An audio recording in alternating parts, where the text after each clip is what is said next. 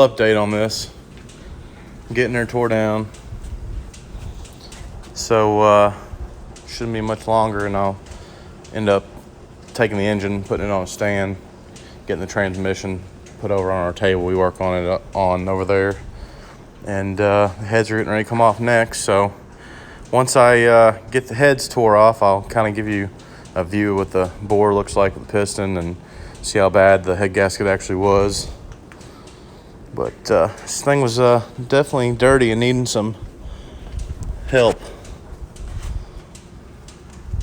Nasty in there. Looked like somebody had got some stop leak or something in there. We'll take care of all that, get all that shit out of there. Yep. Went ahead and sprayed degreaser on all the underbody. We'll let it soak up and get rid of all this. Put it in there nice and new. Here's some parts I'm acquiring. Here's the cold air. I forgot to tell you, I got a air-aid cold air intake for it as well. But starting to generate some parts. And there's the one thing I did notice after I did get the car.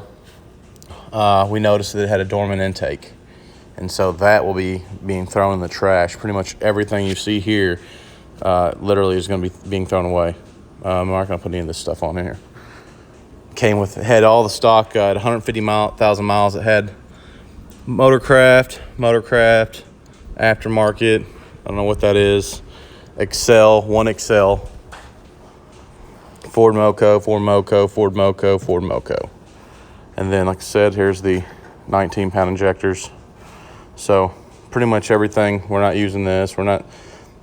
This is a Ford Motorcraft. I actually did replace this. Got that off Rock Auto for like $80 instead of like 140 at Ford.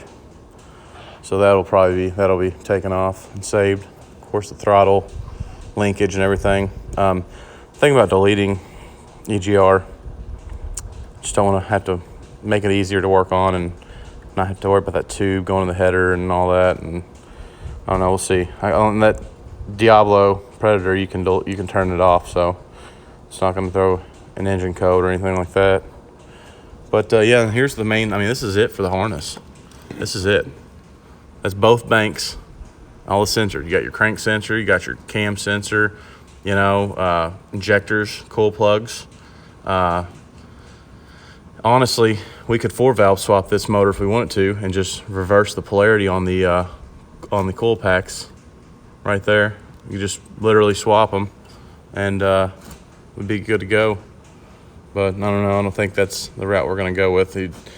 This thing's going to have a stock bottom end. It's going to go eventually if we turn it up too much. So it's the same bottom end in a Cobra.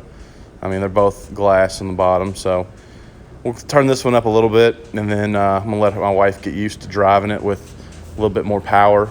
And then it can go with this car. It's going to get Coyote swap with a 6R80. That's going to happen. So anyways, thought I'd give a little update, and then once we get a little bit further, I'll show you where we're at. By the way, the car's it's good condition. It's not a 10 out of 10, but it's a pretty good start to something to start with. You got this guy right here. It's been repainted, you can tell. But other than that, I mean, it's pretty straight, pretty decent. So anyways, I'll give you another video here in a little bit. All right, guys, back here at the garage. This is the second day. Haven't really been trying to get a whole lot done. We got some time with this, so I'm just going to show you where we're at this point. We went ahead and got it off the K member, started trying to clean some stuff up, trying to organize where all the parts are going to go. I'd say maybe tomorrow, the next day, I'll go ahead and get the engine tore down to the short block at least. That's where we're probably going to stay with this one. I did a compression check. There was 155 to 180 on the lowest and highest, so compression's good. Like I said, we're not going to go throw a ton of money at this one. Just see what we can do with some basic bolt-ons and go from there. But I'll go ahead and get started and showing you where we're at this point. All right, guys, here we are. We got the engine off the K member. There's the K-member. All right, got the valve covers off as of now, but manifolds are off. You know, most of the components are. Still got the torque converter on, but once probably tomorrow we get in here and get it mounted to our stand, we can work on it a little bit better. But yeah, here's 150,000 miles. There's some wear on the cams. Doesn't seem nothing crazy, but for 150, it seems about what you would expect.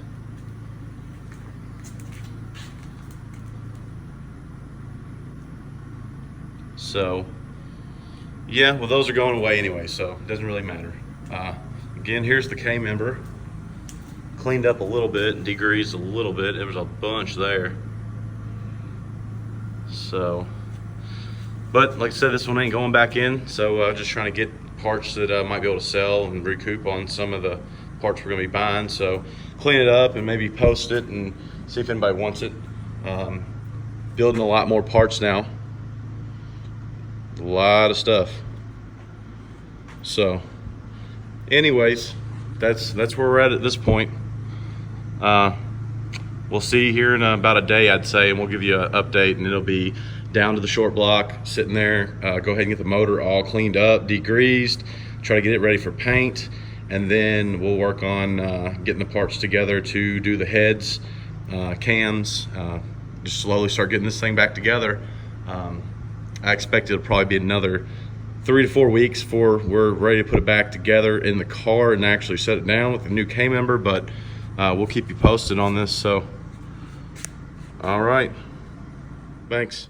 All right, guys. Well, like I said, we're going to keep going on this build here, but in the meantime, I got a little sneak peek. It's my buddy's Fox Body 1986. It's got a 2-valve, and it's also been carb swapped. So here's a little sneak peek of that. Don't forget to hit the subscribe button, and stay tuned. Thanks.